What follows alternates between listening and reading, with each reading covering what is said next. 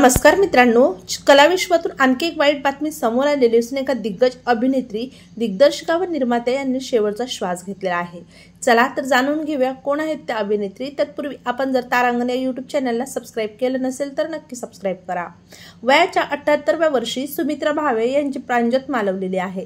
अनेक राष्ट्रीय पुरस्कारांवर आपलं नाव कोरणाऱ्या अभिनेत्री, दिग्दर्शिका सुमित्रा भावे यांची कारकीर्द खूपच गाजली।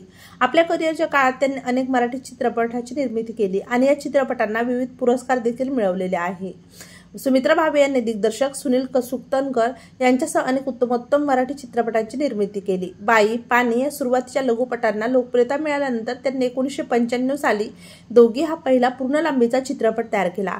त्यानंतर त्यांनी 10वी फ, वास्तुपुरुष, देवराई, बांधा, नितळ, संहिता, एक कप चहा, घोम मला असला हवा, कासव, अस्तू हे चित्रपट गाजले। दिटी हा त्यांनी दिग्दर्शित केलेला अखेरचा चित्रपट ठरला। तेव्हा मित्रांनो, आपल्या तारांगण या यूट्यूब चॅनलतर्फे ज्येष्ठ दिग्दर्शिका अभिनेत्री सुमित्रा भावे यांना भावपूर्ण श्रद्धांजली।